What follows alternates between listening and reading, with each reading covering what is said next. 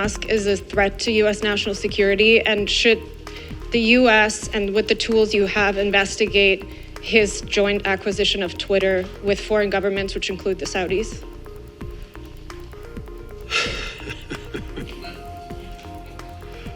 I think that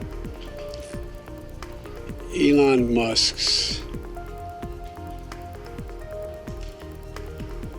cooperation and/or technical relationships with other countries is worthy of being looked at. Whether or not he is doing anything inappropriate, I'm not suggesting that. I'm suggesting that it's worth being looked at.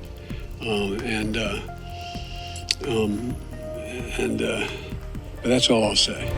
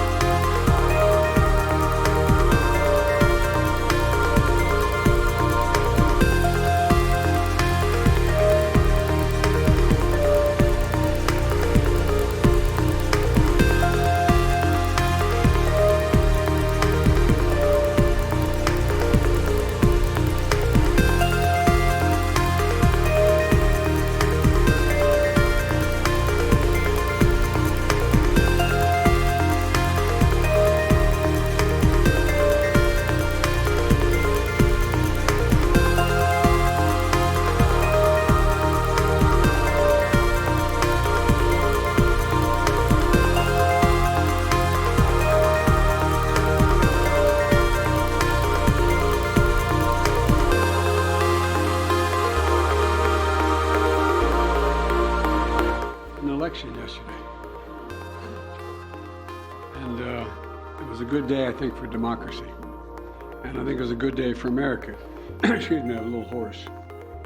Our democracy has been tested in recent years, but with their votes, American people have spoken and proven once again that democracy is who we are. The states across the country saw record voter turnout. And the heart and soul of our democracy, the voters, the poll workers, the election officials, they did their job and they fulfilled their duty. And apparently without much interference at all, without any interference, it looks like. And that's a testament, I think, to the American people. While we don't know all the results yet, at least I don't know them all yet, here's what we do know. While the press and the pundits are predicting a giant red wave, it didn't happen. And I know you were somewhat miffed by my obsessive optimism, but I felt good during the whole process.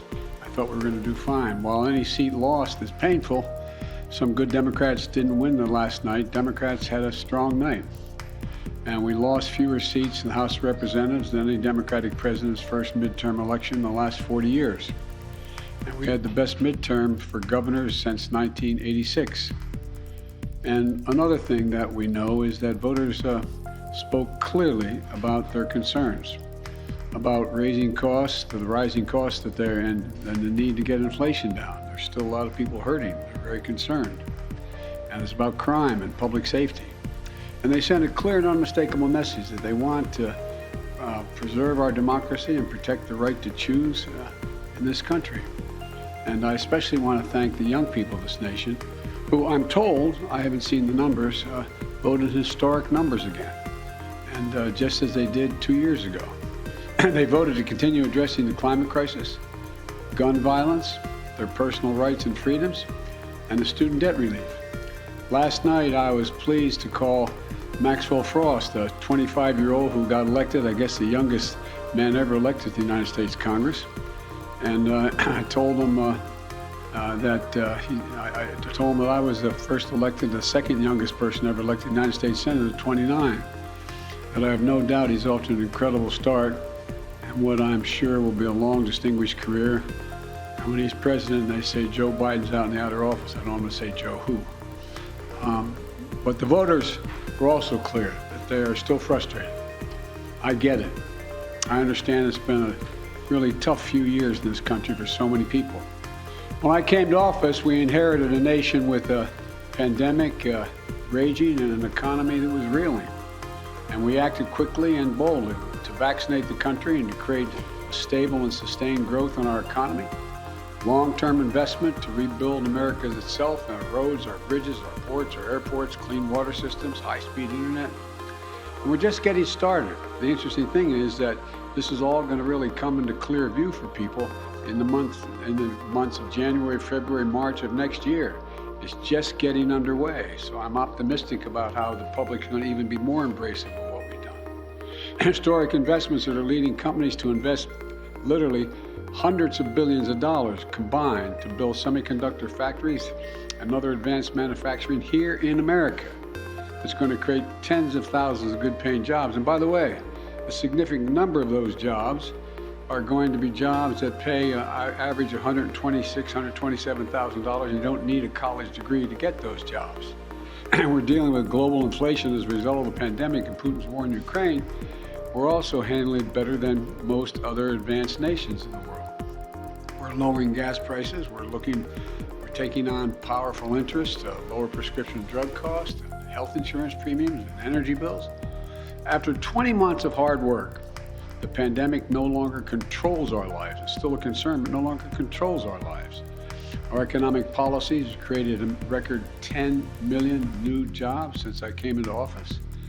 Unemployment rate is down from 6.4 when I was sworn in to 3.7%, near a 50-year low.